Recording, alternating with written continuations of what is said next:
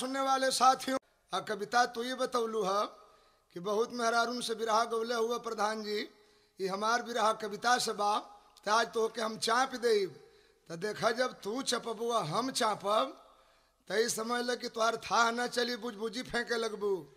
आ कारगिल के बिरहा हम गावे जाते ही चापब यही जैसे कि मोहनिये में जाके रुकबू। 4 लाइन भूमिका में कवि ने भाव दिया है। क्या तिरंगा के नीचे कसम खाए क्या तुम, अरे जी भर चमन की करेंगे बर्बादी, बरसों यहाँ महाभारत चलेगी, हलने न देंगे वतन की आजादी, हिंदुस्तान हिंदू का दे कर किनारा, अरे कालिख लगाएगा बापू की खादी, शर्मना तुझे युद्ध कर अपने घर में ऑपरेशन विजय की बजा दी मुनादी।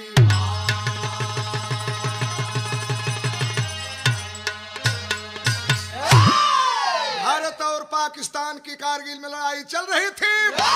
हमारे देश के शेरे नौजवानों की आवाज थी, कह रहे थे, गजल में भाव कवि ने दिया है।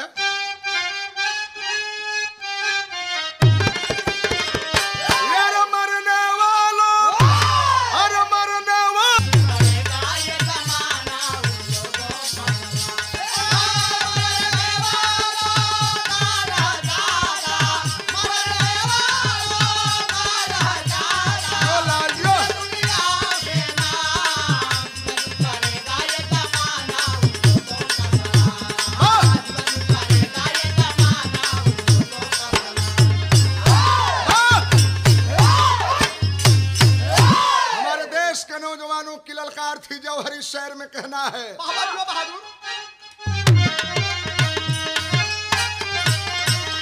देखा कविता पुक्की फाट जाई, अरे मोहित हो भारत भूपरी, आया तेरा विदेशी, हरियाणमान का खातिर लड़ना सीखा देशी, भारत का वीर बहादुर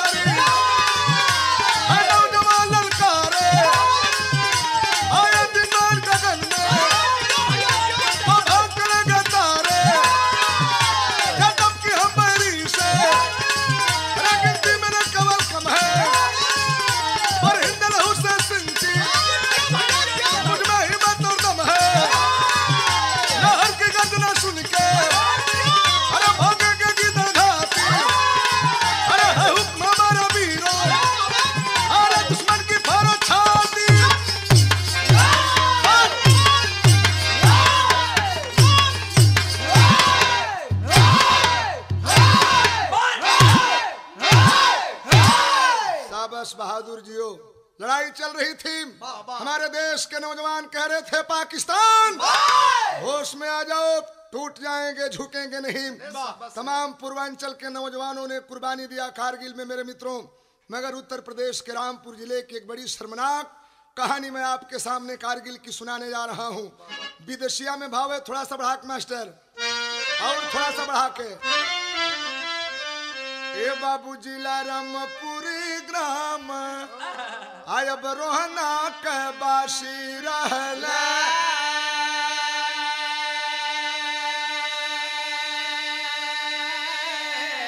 आयब फौजी देवेंद्र सिंह जुझार मूरी बाबू,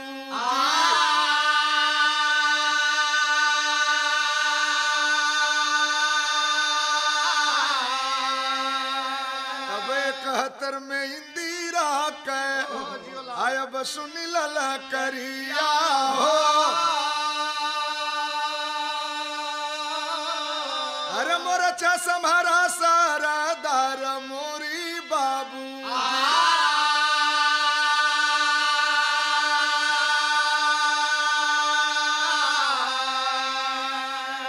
मेरे बिरहा सुनने वाले प्रेमियों, कहानी की शुरुआत मैं सन 1971 से करने जा रहा हूँ।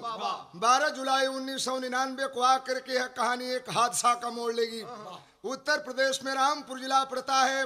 रामपुर जिले के रोहना गांव का रहने वाला वो फौजी जवान देवेंद्र सिंह यादव 71 की लड़ाई में पाकिस्तान के 2 पैटर्न टैंक को तोड़ा था। बहादुरी के साथ सीमा पर लड़ा, मगर उस लड़ाई में वह बाल बाल बच गया।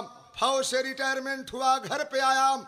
1975 में देवेंद्र सिंह यादव के औरत के तन से बड़ा सुंदर होनहार बेटा पैदा हुआ। बेटवा का नाम रख ले सुधीर।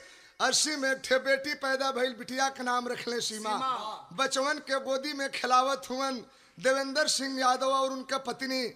एक लाइन या वो गीत शुरुआत करे जाते हैं जवन हमारी स्पेशल गीत मैं गीत के 4 साल पहले शुरुआत कैले रहनी।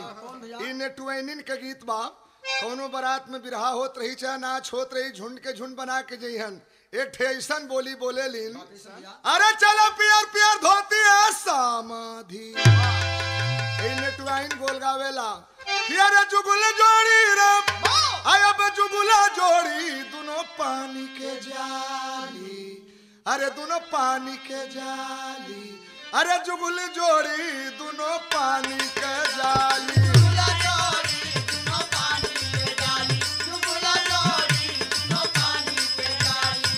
अरे बड़की के शोभेला, अरे सिर पर घड़ी लावा रे, बड़की के शोभेला।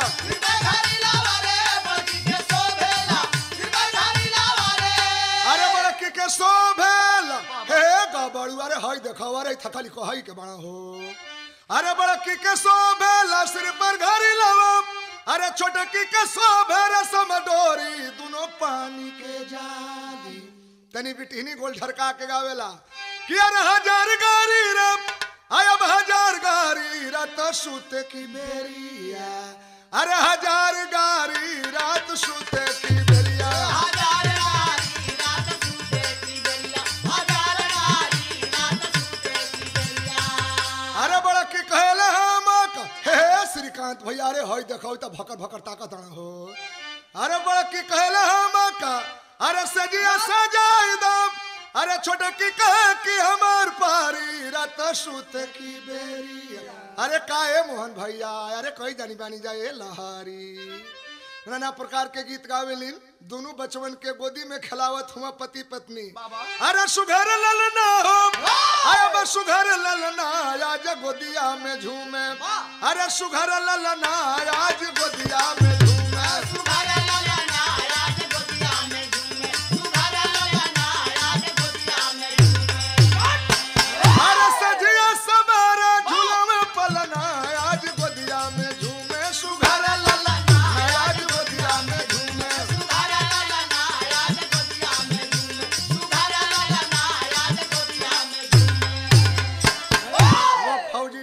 पालन पोषण किया दोनों बच्चों का। वह सुधीर कुमार पढ़ लिख करके जब इंटरमीडिएट फर्स्ट क्लास पास करता है और उसकी बहन सीमा हाई स्कूल फर्स्ट क्लास पास करती है। 1994 में वह सुधीर कुमार यादव फौज में भर्ती हो गया। उसकी ड्यूटी लगी जम्मू कश्मीर में। 4 साल वह ड्यूटी किया। 7 अप्रैल सन 1999 को फौज से छुट्टी लेकर के वह जवान सुधीर कुमार चल दिया घर के लिए। पिताजी पुराने हो चले। एक ही मेरी बहन है। बहन हमेशा बचपन में मुझे प्यार करती थी और तमन्नाएं थी मेरे बहन की कि मेरा भाई फौज का सिपाही होगा, तो मैं फौज का सिपाही हो गया। बहन की शादी करना जरूरी है। 7 अप्रैल को छुट्टी लेकर के चल दिया। 11 अप्रैल को घर पहुंचा और अपने बहन की शादी जा करके अपने गांव रोहना से मात्र 10 किलोमीटर की दूरी पर साहूपुर गांव में एक संपन्न यादव परिवार में तय किया। वो करे बहन के शादी के डेट पड़ल 12 जुलाई 1999 को। लड़के वालों ने सारी जिम्मेदारी सुधीर कुमार के ऊपर सौंपा।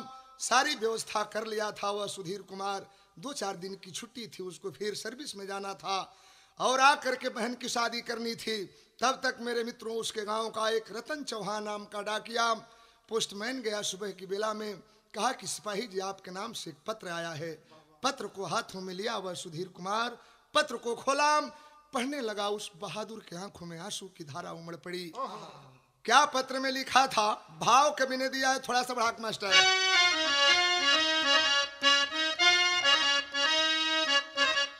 वो चिठिया के बहनिया के सामने पढ़त बा। चिठिया में लिखा रहल आकि कई के घूस पे ठीक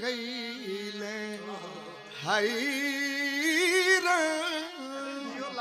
अरे कई के घूस पैठ कैल अयर पाकी भारी घतिया हे रामा कई के घूस पैठ कैल पाकी भारी घटिया हे रामा कई के घूस पैठ कैल बाबा पाकी भारी घटिया हे रामा कई के घूस पैठ कैल। बहन के सामने पत्र को पढ़ रहा है। बहन और भाई दोनों के आंखों में आंसू है। कई के घूसा पाठ कैलम आयब पाकी भारी घाती हमारी बहिनी हूँ खतरे में बाटे आजब अरे हिंद का धरतिया हे रामा खतरे में बाटे आजब हिंद का धरतिया हे रामा आजा नींद के धरतिया हे रामा खतरे में बाटे आजा। उसका हेड कमांडेंट पत्र में लिखा था करे सुधीर कुमार अगर जरा भी अपने वतन से प्यार है आ जाओ यह कारगिल की धरती तुम्हें ललकार रही है। पत्र को फाड़ करके बहन के सामने फेंक दिया वो फौजी जवान और दरवाजे पर कसम खाया है कि ये कबर वतन ये कबर बहिनी के सदिया हमारे बाबू हो दुनिया में बाढ़ होली अरे दुनिया में बाढ़ होली अरे वर्दी के कीमतिया है रामा दुनिया में बाढ़ होली वर्दी के कीमतिया हे रामा दुनिया में बाढ़ वर्दी के कीमतिया हे रामा दुनिया में बाढ़ होली। पत्र को बहन के सामने फाड़ करके फेंक दिया। दौड़ करके घर के अंदर गया अपनी खाकी वर्दी पहना अपनी लाइसेंसी बंदूक उठाया और उस माटी का नमन करके वह बहादुर घर से निकल पड़ा। यूं ही 4 कदम आगे गया था तब तक उसकी नई नवेली दुल्हन जिसका नाम था रेखा आंखों में आंसू लेकर के दौड़ करके जा करके कलाई पकड़ लेती है। कहती है वाह रे सैया जी वाह वाह आप कितने निर्दयी हैं बगैर हमसे आशीर्वाद लिए आप जा रहे हैं लड़ाई के मैदान में आपने मेरे मांग में सिंदूर पहनाया है मैं आपकी अर्धांगिनी हूँ जरा हमसे भी तो आशीर्वाद लेते जाइए। ये मत सोचिएगा कि मैं आपको रोकने के लिए आई हूँ। खड़ा है वह फौजी जवान और औरत रेखा अपने पति की आरती उतार करके लड़ाई के मैदान में भेज रही है। बारे हमारे हिंदुस्तान की वह विरंगना एक लाइन यहाँ तरज बाप कौन तर्जमा मास्टर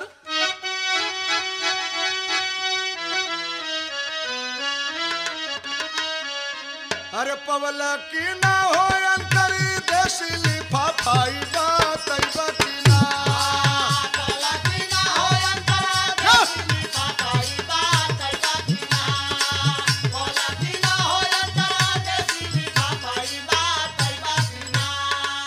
बैरन में लिखा तानी सफा सिपाही राजा की ना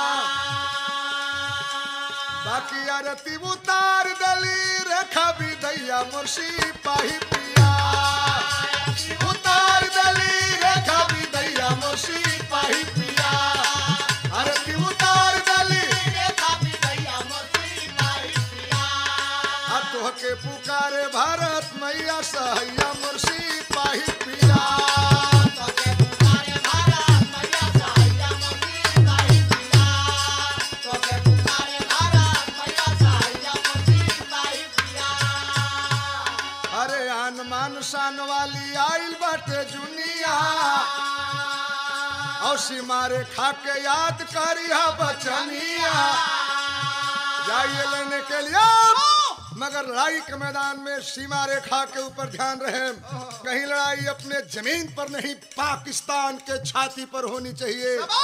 जवान अपने औरत से आशीर्वाद लेकर के जो ही 4 कदम आगे गया है तब तक जा करके दूसरी कलाई पकड़ लेती है कहती है खबरदार सैया जी जाइए लड़ाई करने के लिए मगर लड़ाई के मैदान में एक बहादुर के भाषण को कभी मत भूलिएगा। वह किस बहादुर की बात करती है नेता मुलायम सिंह के याद रहे बतिया मुलायम सिंह के याद रहे बतिया जटा मुलायम सिंह के याद रहे बतिया अरे खून से रंगाती नहीं हिंद के धरतिया रंगाती नाही हिंद के धरतिया रंगाती नाही हिंद के धरतिया अरे पाक बाकी जमीनिया पर होई है लड़ैया मुर्शी पाही पिया बाकी जमीनिया पर होई है लड़ैया मुर्शी पाही पिया बाकी जमीनिया पर होई है लड़ैया मुर्शी पाही पिया अरे तोहके पुकारे भारत मैया सहैया मुर्शी पाही पिया तोके पुकारे भारत मैया सहैया मुर्शी पाही पिया या! तोके पुकारे भारत मैया सहैया मुर्शी पाही पिया कहती है जाइए लड़ने के लिए मगर लड़ाई के मैदान में धरती पुत्र मुलायम सिंह के भाषण को मत भूलिएगा। वो फौजी जवान कहता है किस मुलायम की बात करती है, कहती है खबरदार। ये रक्षा मंत्री मुलायम सिंह यादव भारत सरकार के गए थे कारगिल में भाषण देने के लिए। पाकिस्तान को ऐलान करके कहा था मुलायम सिंह ने पाकिस्तान अब से भी बाजो वरना हिंदुस्तान के सरजमी पे नजर उठाने की जुर्रत किया तो यह लड़ाई भारत माँ के नहीं बल्कि पाकिस्तान के छाती पर होगी और पाकिस्तान की जुर्रत नहीं हुई कि हिंदुस्तान के ऊपर नजर उठा करके देख लें। जाइए लड़ने के लिए यह लड़ाई पाकिस्तान के जमीन पर होनी चाहिए। जवान इनकलाब जिंदाबाद का नारा लगा करके निकल पड़ा। बिरहा के टेरी में कवि ने भाव दिया है, थोड़ा सा बढ़ा के मास्टर।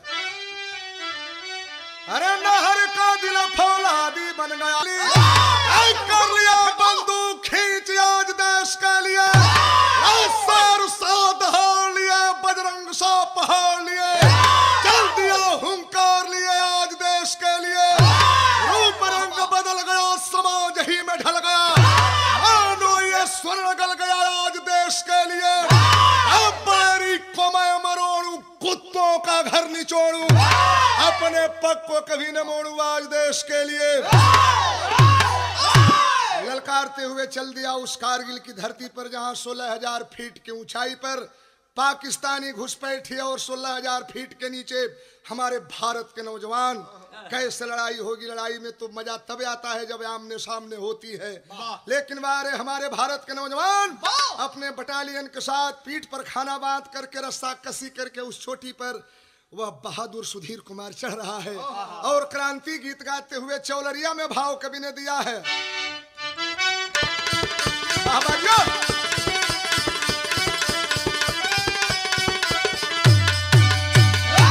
गरजत चले दीवाने रामा गरजत चले दीवाने बांधे सर का भानवा हो मसनवा बढ़िया पाकी धरतिया सर का भानवा हो मसनवा बढ़िया पाकी धरतिया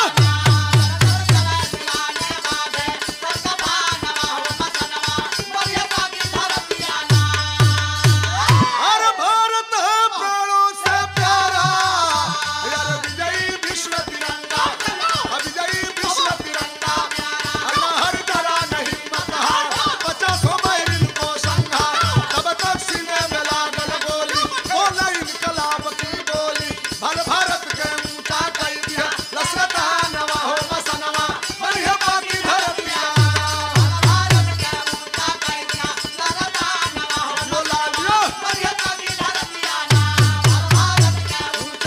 दिया लसरता नवा हो मसनवा बढ़िया पाकी धरतिया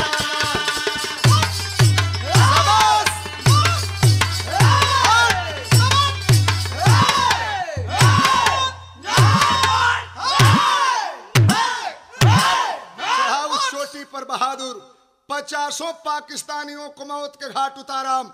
तब तक संजोग यही था मेरे मित्रों, भगवान को यह मंजूर नहीं हुआ है गोली आकर के बहादुर के सीने में लगी। हमेशा हमेशा के लिए दुनिया मुल्क संसार को छोड़ करके भारत माँ की गोद में सो गया वह बहादुर। वह तो मर गया सीमा पर। जरा इधर की बात सुने। ए बाबू 1999 अवई 12 जुलाई का दिनावा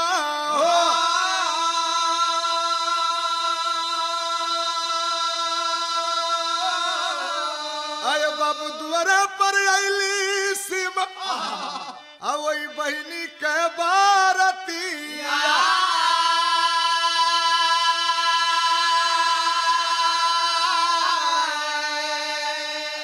अब कुछ न दही जेलिए ले आई धनी बाण बेटा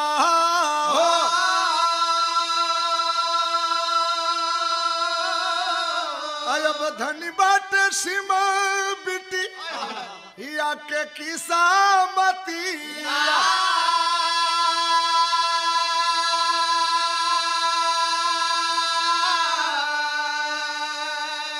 बाहर हमारे देश का सपूत सीमा पर लड़ते हुए शहीद हो गया। 12 जुलाई को उसके बहन की शादी होने वाली है। दरवाजे पर बारात आई है शाहूपुर गांव से। गांव के लोग सेवा सत्कार में जुट गए। सुधीर कुमार अपने बहन की शादी में नहीं आया। दरवाजे पर बारात लगी है। बारात वाले नाश्ता पानी करके मगन है, मगर वह बूढ़ा बाप दरवाजे पर बैठ करके अपने बेटे की बाट खोज रहा है। शायद मेरा बेटा आ जाता। लड़की पक्ष वाले गए शामियाने में, दुल्हे जरा चलो मड़वे में अपनी औरत के मांग में सिंदूरदान करो। दुल्हा गया सिंदूरदान करने के लिए। पर्दे के भीतर बैठी सीमा, उस बहन की आंखों में आंसू है। हमार भैया वहीं ले इला ना कारगिल से, हमारी भैया की छुट्टी नहीं मिलल। इस वक्त अगर मेरा भाई होता और मेरे मांग में सिंदूरदान होता, मुझे क्या खुशी होती। ऐ मेरे मित्रों, चिटकी में दुल्हा सिंदूर उठाया है। घड़ी रात के 9 बजे तब तक बजर हो गया। अब भैल का कि अब धनी हो विधात धनी, अब तोहरी लिखनिया हो।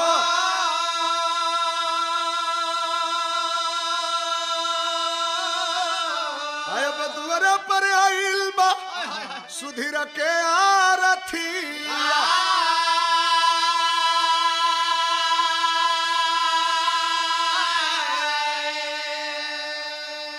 बहन सोच रही है मड़वे में। तब तक विशेष वाहन से सुधीर कुमार की लाश जब दरवाजे पर पहुंची है, किसी ने बताया कि रे पगली तू यहाँ बैठी है, चल न तेरा भाई तुम्हारे शादी में ढेर सामान बक्से में बंद करके लाया है। बहन जब सुनी है मेरे मित्रों, छाती फट गई। मड़वा से दौड़ करके मिलने के लिए जाती है कि लेट ही आया मेरा भैया, मेरे शादी में आ तो गया। भीड़ को हटाते हुए जब पहुंची है और उस ताबूत से जब उसके भाई की लाश निकली है, कहती है भैया आ गया अपने बहन की शादी में, जरा उठो ना, चल तुम्हारे बहन के मांग में सिंदूरदान होने वाला है भैया। वह बूढ़ा बाप देखा दरवाजे पर जवान बेटे की लाश और अपने बेटी के आंखों में आंसू। कहा वाह गजब भगवान तू गरीबों के साथ अन्याय करता है। लड़के वालों ने कहा शादी नहीं होगी, लेकिन वह फौजी बाप कहा खबरदार, एक नहीं हमारे 10 बेटे शहीद हो गए होते सीमा पर, यह बूढ़ा बाप बर्दाश्त कर लेता मगर पीछे कदम नहीं हटाता। दरवाजे पर जवान बेटे की लाश पड़ी है और वह फौजी बाप अपने जवान बेटी को जंघे पर बैठा करके कन्यादान दे रहा है।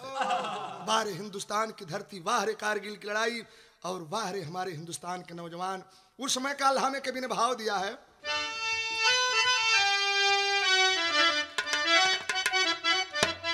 अरे मामू धनी बाट धरी मधनी आय बहिंद का धरतिया। अरे मन संस्कार बाटे रीतिया रिवाज, ए बाबू नाना संस्कार बाटे रीतिया रिवाज। अरे मोर ध्वज बेटा चिरे बांध के ही मतिया, अरे बांध के कर बना धानियों बेटा।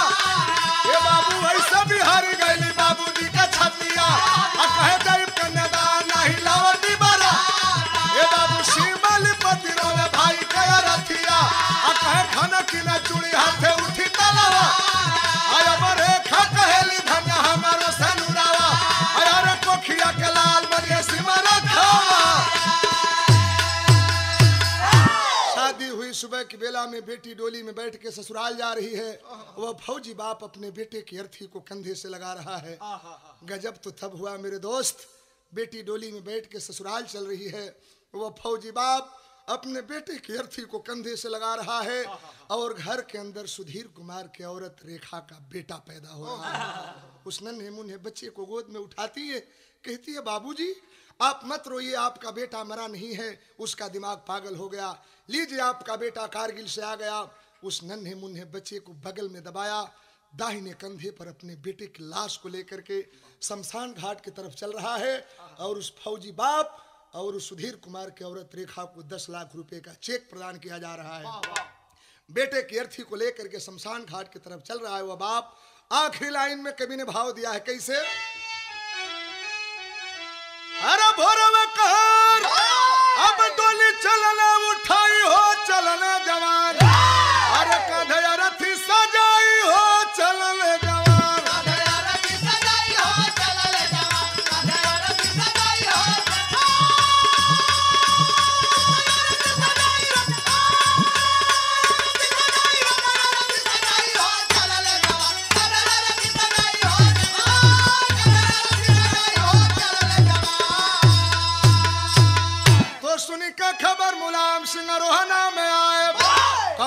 राजनेता गए, उसके श्रद्धांजलि में भाव कवि ने दिया है। सुनी के मुलायम सिंह रोहना में आए, और माता पिता रखा का धीरा जवाब बनाए।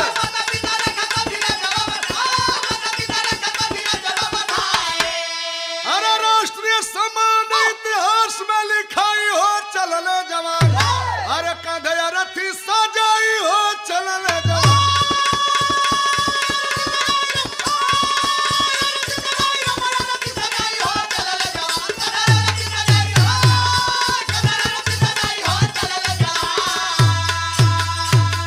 गए मुलायम सिंह यादव, हमारे बलिया के पूर्व प्रधानमंत्री चंद्रशेखर जी गए, तमाम नेता गए उसके श्रद्धांजलि में।